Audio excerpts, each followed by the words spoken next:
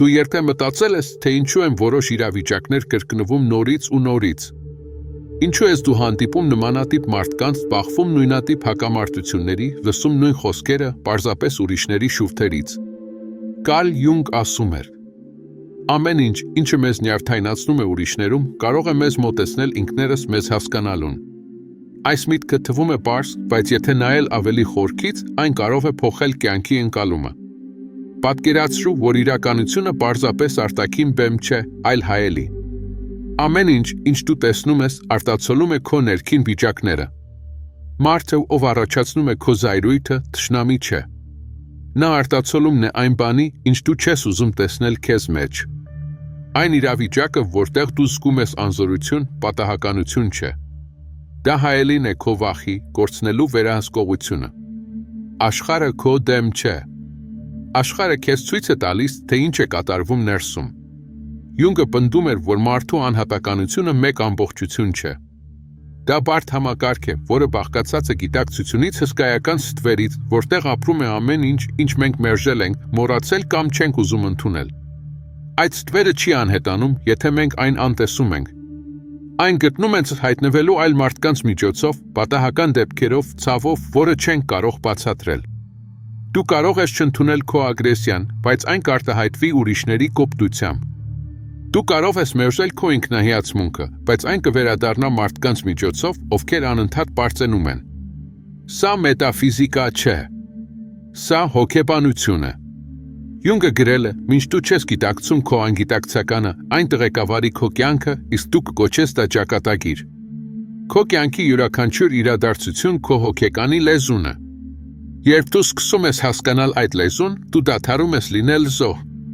Դու դառնում ես հետազոտող։ Մտածիր, ով է վերջերս քեզ նյարդայնացրել։ Ով է առաջացրել ուժեղ զգացմունք։ Ինչով միշտ ապիր մեղադրել։ Փորձիր նայել ինքդ քեզ։ Ինչպես է այդ մարդը արտացոլում քո ներքին ինչ-որ մաս։ Երբեմն բավական է անկեղծ հայացքը դեպի ներս, որպեսզի տեսնես, մենք չենք կռվում ուրիշների դեմ, մենք կռվում ենք մեր այն մասերի դեմ, որոնք չենք ուզում ընդունել։ Յունգը յուրաքանչյուր հակամարտության մեջ հնարավորություն էր տեսնում։ Նա չէր փորձում փոխել աշխարհը։ Նա փորձում էր հասկանալ, թե ինչու աշխարհն արտացոլում է հենց այդ ներքին վիճակը։ Նա աշխատում էր հիվանդների հետ, ովքեր միշտ բողոքում էին նույն բանից, իրենց չեն հասկանում, իրենց դավաճանում են, իրենցով մանիպուլացնում են։ Բայց երկար աշխատանքի արդյունքում նրանք հասկանում էին, այս ամենը սկսվել էր նրանց ներսում։ Մի տղամարդ մշտապես իրեն մերժված էր զգում։ Պարզվեց, նա ինքն էր մերժում իր զգացմունքները։ Մի կին բողոքում էր մարդկանց սառնությունից, բայց իրականում հենց ինքը խուսափում էր մտերմությունից։ Դու կարող ես հարցնել. Եթե ամեն ինչ իմ մեջ է, ուրեմն ես մեղավոր։ Ոչ, սա մեղքի մասին չէ։ Սա պատասխանատվության մասին է։ Պատասխանատվությունը պատիժ չէ։ Դա ուժ է։ Երբ դու հասկանում ես, որ աշխարհը արտացոլում է քո ներքին վիճակները, դու կարող ես դրանք փոխել։ Յունգը այս գործընթացը կոչում է ստվերի ինտեգրում։ Սա արագ ճանապարհ չէ։ Սա ազնիվ հայացք է դեպի ներս։ Դա պատրաստակամություն է ընդունելու, ես նույնպես ունեմ այն, ինչ դատապարտում եմ ուրիշներում։ Բայց հենց այդ ընդունման մեջ է սկսվում ազատությունը։ Երբ դու դադարում ես փախչել ինքդ քեզնից, հայելին դադարում է քեզ ցավեցնել։ Աշխարհը դառնում է ուսուցիչ, մարդիկ ուղերձներ բերողներ։ Նույնիսկ ցավը դառնում է հաղորդակցության քո գիտակցության հոգու միջ։ Այդ ժամանակ հարցը, ինչու դա պատահեց ինձ հետ, փոխվում է մեկ այլ հարցի, ինչ է դա ուզում ինձ ցույց տալ։ Այսպես է սկսվում իրական աշխատանքը ինքնաճանաչման վրա։ Ոչ թե արտաքինի փոխմամբ, այլ ներքինը տեսնելու որոշմամբ։ Ամեն ինչ, ինչ տեղի է ունենում, ոչ թե քո դեմ է, այլ քեզ համար։ Որպեսզի վերջապես տեսնես նրան, ով միշտ եղել է հայելու այն կողմում ինքդ քեզ։ Դու կարծում ես, թե տեսնում ես աշխարհը։ Իրականում դու տեսնում ես քեզ արտացոլված միլիոնավոր ծերով։ Մենք սովոր ենք իրականությունը ընկալել որպես օբյեկտիվ բան, մեզանից անկախ։ Բայց Յունգը պնդում էր, որ մարդը երբեք չի ապրում աշխարհը ուղղակիորեն։ Ամեն ինչ անցնում է մեր հոգեկանի ֆիլտրով։ Մենք տեսնում ենք ոչ թե այն, ինչ կա, այլ այն, ինչ կարող ենք ընկալել։ Իմմանուել Կանտ գրել է, որ գիտակցությունը պարզապես չի դիտում աշխարհը, այն ստեղծում է ձև, որով աշխարհը դառնում է հասանելի մեր ընկալմանը։ Յունգը վերցրեց այս միտքը կիրառեց հոգեբանության մեջ։ Նա ասաց. յուրաքանչյուր մարդ ապրում է իր սեփական հոգեկան տարածության մեջ։ Մենք կարծում ենք, թե հանդիպում ենք ուրիշների, բայց իրականում հանդիպում ենք մեր իսկ պրոյեկցիաներին։ Երկու մարդ նայում են նույն իրավիճակին։ Մեկը տեսնում է հնարավորություն, մյուսը վտանգ։ Մեկը զգում է ներշնչում, մյուսը վախ։ Ինչ է փոխվել։ Միայն ներքին վիճակը։ Յունգը սա անվանում էր հոգեկան իրականություն, ներքին աշխարհ, որը ավելի զորավոր է, քան ֆիզիկականը։ Ահա թե ինչու մարդիկ կրկնում են նույն սխալները, ինչու հարաբերությունները քանդվում են նույն սցենարով։ Որովհետև անգիտակցականը ձգտում է գիտակցման։ Այն կրկնում է իրավիճակները այնքան ժամանակ, քանի դեռ դու չես տեսնում այնտեղ ինքդ քեզ։ Յունգը ասում էր. յուրաքանչյուր մարդու կյանքը փորձ է, որի միջոցով հոգին ճանաչում է ինքն իրեն։ Մտածիր քո օրվա մասին։ Քանի անգամ ես զայրացել, քանի անգամ ես զգացել անհանգստություն, գրգռվածություն, նախանձ։ Ամեն մի զգացում քո ներքին իրականության ուղերձ է։ Բայց փոխանակ լսելու մենք մեղադրում ենք արտաքին աշխարհը։ Ասում ենք. դա նրա պատճառով է, դա աշխատանքի պատճառով է, դա նրանց պատճառով է։ Բայց եթե կանգ առնենք նայենք ավելի խորքից, պարզ է դառնում, այս ամենը արտացոլում է այն, ինչ տեղի է ունենում մեր ներսում։ Կարլ Յունգ գրում էր, որ հոգեկանը ձգտում է ամբողջականության։ Այն ուզում է միավորել իր բոլոր մասերը, նույնիսկ այն, որոնք թվում են հակադիր։ Եվ քանի դեռ մարդը ապրում է մերժելով իր կեսը, կյանքը ստեղծում է իրավիճակներ, որտեղ այդ կեսը հայտնվում է ոչ թե պատժելու, այլ գիտակցելու համար։ Ահա թե ինչու աշխարհը երբեմն թվում է կրկնվող։ Դա շրջան չէ, դա պարույր է։ Ամեն կրկնություն փորձ է, տեսնելու այն, ինչը դեռ չի եղել տեսանելի։ Ալան Ուոտս ասում էր, որ մարդը չէ առանձնացված էակ աշխարհից, այլ հենց տիեզերքն է, որը ինքն իրեն գիտակցում է մարդկային կերպարի միջոցով։ Յունգը կասեր նույնը, պարզապես այլ բառերով։ Դու չես ապրում աշխարհի ներսում։ Դու այն գործընթացն ես, որի միջոցով աշխարհը դառնում է գիտակցված։ Երբ դու հասկանում ես սա, ամեն ինչ դադարում է պատահական թվալ։ Մարդիկ դադարում են լինել թշնամիներ կամ փրկիչներ։ Իրադարձությունները դադարում են լինել հաջողություն կամ անհաջողություն։ Ամեն ինչ դառնում է մեկ մեծ գործընթացի մաս, որտեղ անգիտակցականը ձգտում է լույսին, գիտակցությանը։ Եվ ահա հարցը. եթե իրականությունը հայելի է քո ներքին կյանքի համար, ապա ով է ստեղծում այդ արտացոլանքները։ Պատասխանը պարզ է ու միաժամանակ բարդ։ Դու ինքդ ես ոչ որպես էգո, այլ որպես ամբողջական էակ, որը անընդհատ շփվում է քեզ հետ խորհրդանիշների, իրադարձությունների հույզերի լեզվով։ Հասկանալ սա նշանակում է դադարել պայքարել կյանքի դեմ, դադարել բողոքել հանգամանքներից սկսել լսել։ Յուրաքանչյուր կոնֆլիկտ, յուրաքանչյուր կորուստ, յուրաքանչյուր ուրախություն պատմություն չէ ուրիշների մասին։ Դա երկխոսություն է քո գիտակցության այն ամենի մեջ, ինչը ուզում է դառնալ գիտակցված։ Դու ապրում ես ոչ թե աշխարհում, այլ աշխարհի քո մեկնաբանության մեջ։ Եվ այդ մեկնաբանությունը ստեղծվում է ոչ թե մտքերով, այլ այն խորքերից, որոնց մասին հազվադեպ ես հիշում։ Բայց հենց այնտեղ խորքում է ծնվում քո իրականությունը։ Քանի դեռ դու չես ճանաչում այդ խորքը, աշխարհը շարունակում է խոսել քեզ հետ նրա ձայնով։ Ամեն մարդ երբեմն նկատում է, որ տառապանքը կրկնվում է։ Փոխվում են դեմքերը, տեղերը, հանգամանքները, բայց ցավը նման է։ Յունգն ասում էր, որ մեր յուրաքանչյուրիս մեջ ապրում է անգիտակցականը, որը ցանկանում է նկատված լինել։ Երբ մենք չենք լսում նրան, նա խոսում է ցավի, անհանգստության պատահականությունների միջոցով, որոնք թվում են ճակատագիր։ Յունգը գրում էր, որ ախտանիշները հոգու ուղերձներ են։ Դրանք թշնամիներ չեն, դրանք ազդանշաններ են, որ մեր ներսում կա ինչ-որ մոռացված, մխված, բայց կենդանի բան։ Մենք սովոր ենք ցավը համարել ինչ-որ բան, որից պետք է ազատվել։ Բայց Յունգի համար ցավը լեզու էր։ Նա ասում էր. նայր ինձ, ես նույնպես քո մասն եմ։ Վիկտոր Ֆրանկլ սա կոչում էր իմաստի որոնում։ Նա պնդում էր, որ մարդը կարող է դիմանալ ցանկացած իրավիճակի, եթե հասկանում է, թե ինչու է այն տրված։ Բայց իմաստը դրսից չի գալիս։ Այն ծնվում է այն պահին, երբ դու սկսում ես հասկանալ, որ տառապանքը պատիժ չէ, այլ գիտակցման գործընթաց։ Յունգը համաձայն էր։ Անգիտակցականը չի վրեժխնդրում, այն սովորեցնում է։ Եվ եթե դասը չի սովորում, իրավիճությունը կրկնվում է։ Դու կարող ես քեզ հարցնել. ինչու ես նորից անհանգստություն զգում։ Ինչու նորից անհաջողություններ։ Ինչով կողքից հայտնվում են նմանատիպ մարդիկ։ Պատասխանը պարզ է։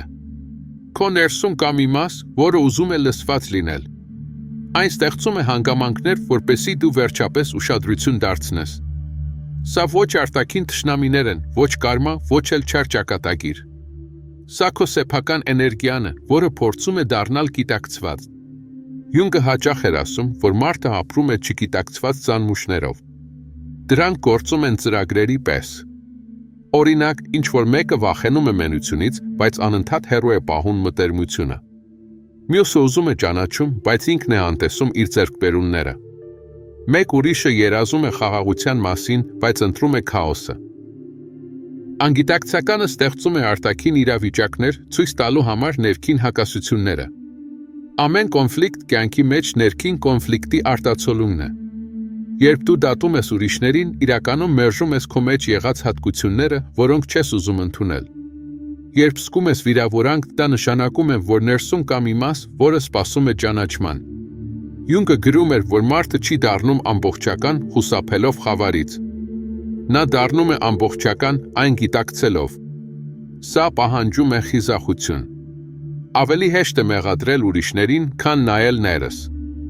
Բայց անգիտակցականը չի թողնում։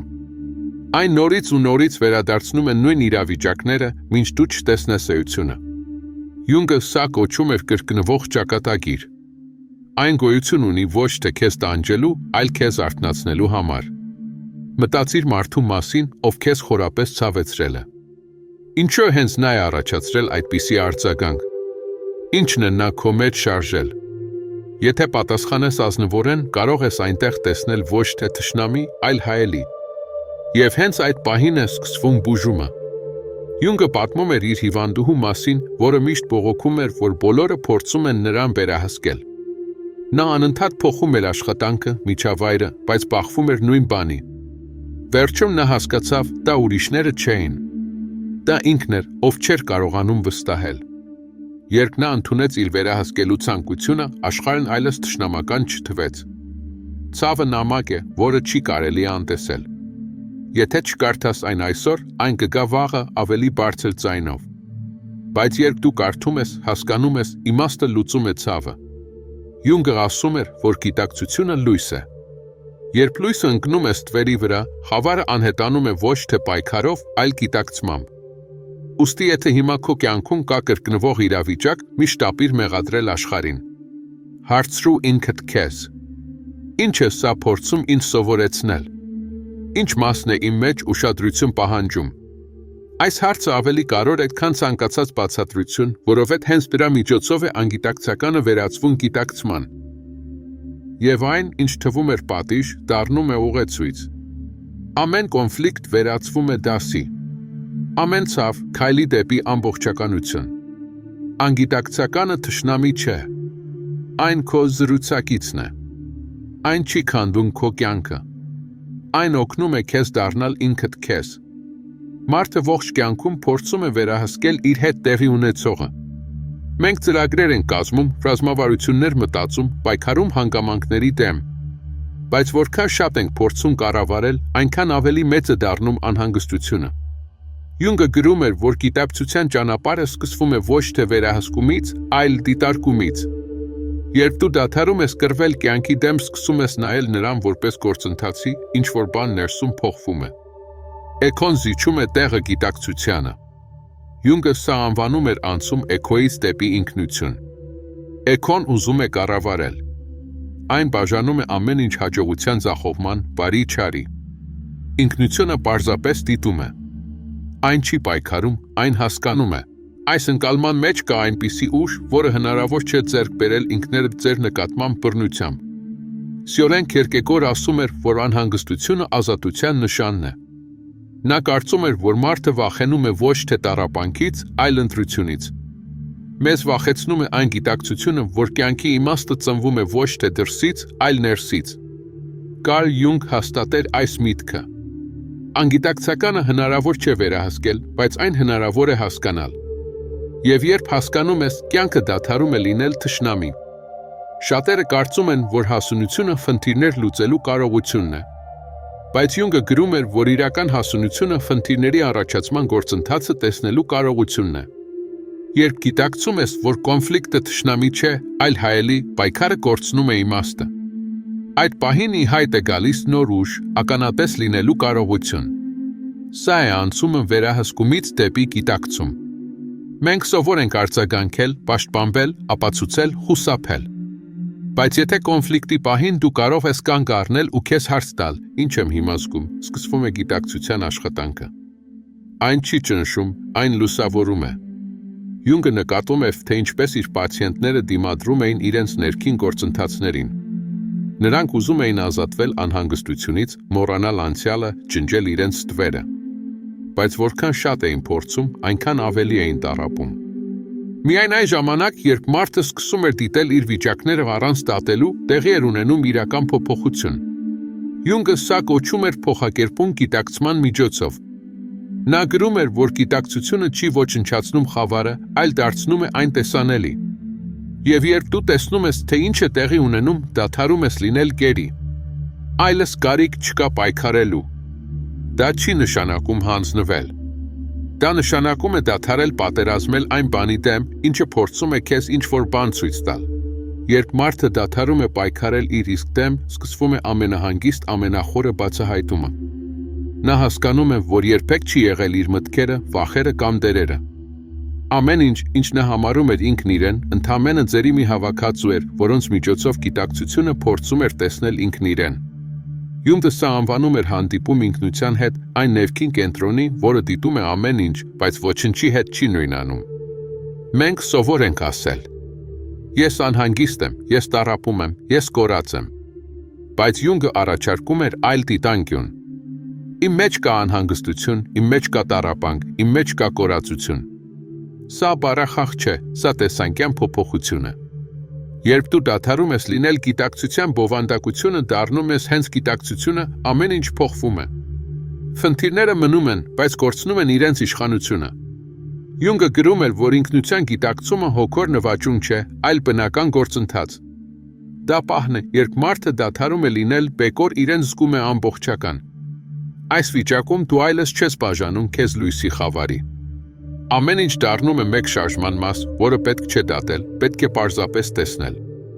Դու չես քո հույզերը։ Դու նա ես, ով կարող է դրանք դիտել։ Դու չես քո մտքերը։ Դու նա ես, ով նկատում է, թե ինչպես են դրանք գալիս ու գնում։ Երբ սա հասկանում ես, վախը լուծվում է, որովհետև անհետանում է նույնացումը։ Յունգը ասում էր, որ ինքնությունը այն ներքին դիտորդն է, որը մնում է անփոփոխ, մինչ ամեն ինչ փոխվում է։ Սա է իսկական եսը, որը երբեք չի կորցնում հավասարակշռությունը, նույնիսկ երբ կյանքը փլվում է։ Պատկերացրու քեզ փոթորկի մեջ։ Քամի, անձր, աղմուկ։ Ամեն ինչ թվում է քաոս։ Բայց դիտորդը ներսում անշարժ է։ Բայց ինչ-որ տեղ քո ներսում կա մի վայր, որը չի շարժվում։ Այն պարզապես տեսնում է։ Այն չի դատում։ Այն գիտի, որ փոթորիկը կանցնի։ Դա անտարբերություն չէ։ Դա պարզություն է։ Երբ դու գտնվում ես այդ կետում, կյանքը դադարում է լինել սպառնալիք։ Այն դառնում է փորձառություն։ Կարլ Յունգը գրում էր իր կարմիր գրքում, որ հենց ամենամութ պահերին է ծնվում գիտակցումը։ Երբ էքոն հանձնում է իր դիրքերը, ինքնությունը հայտնվում է։ Այն չի պահանջում ապացույցներ, չի ցանկանում վերահսկել, չի վախենում անծանոթից։ Այն գիտի, որ տեղի ունեցող ամեն ինչ զարգացման գործընթաց է։ Դու կարող ես նկատել, որ այս գիտակցությամբ աշխարհը փոխվում է։ Մարդիկ, ովքեր առաջ թշնամիներ էին թվում, դառնում են ուսուցիչներ։ Իրադարձությունները, որոնք թվում էին ողբերգություններ, վերածվում են մեկ պատմության գլուխների։ Եվ այս պատմության մեջ չկան հաղթողներ ու պարտվողներ։ Կա միայն գիտակցություն, որը ճանաչում է ինքն իրեն փորձառության միջոցով։ Ալան Ուոթսը ասում էր, որ կյանքը Աստծո խաղն է, որտեղ նա ծածնում է, թե մարդ է։ Յունգը կասեր, որ սա ինքնության գործընթացն է, որը դառնում է գիտակցված անհատականության միջոցով։ Երբ դու հասկանում ես դա, որոնումը ավարտվում է ոչ թե որովհետև գտել ես բոլոր պատասխանները, այլ որովհետև այլս չես փնտրում դրսում։ Պատասխանը միշտ էլ եղել է ներսում նրանում, ով տեսնում է։ Այժմ դու պարզապես կարող ես դիտել։ Աշխարհը շարունակում է փոխվել։ Մարդիկ գալիս ու գնում են։ Մտքերը ծնվում ու անհետանում են։ Բայց կա մի բան, որը մնում է անփոփոխ։ Ներկայությունը, որը տեսնում է այս ամենը։ Եվ հենց այս ներկայության մեջ է ծնվում անդորրը։ Յունգը գրում էր, որ կյանքի նպատակը ոչ թե կատարյալ դառնալն է, այլ ամբողջական։ Երբ դու գիտակցում ես ինքդ քեզ որպես ականատես, դադարում ես խաղալ դերեր, սկսում ես պարզապես լինել։ Եվ այդ պահին անհետանում է քո աշխարհի մեջ եղած սահմանը։ Քանի որ դու հասկանում ես, դա ոչ թե աշխարհն է, որ քեզ է արտացոլում, այլ դու ես արտացոլում աշխարհը։ Եվ այդ ժամանակ գալիս է լռությունը։ Այդ լռության մեջ այլս չկա որոնելու կամ փրկվելու անհրաժեշտություն։ Կա միայն պարզություն։ Ամեն ինչ, ինչ տեղի է ունենում, պարզապես տեղի է ունենում։ Ամեն ինչ, ինչ գալիս է, իմաստ ունի։ Ամեն ինչ, ինչ հեռանում է, հետք է թողնում։ Եվ այդ ամենը դու ես։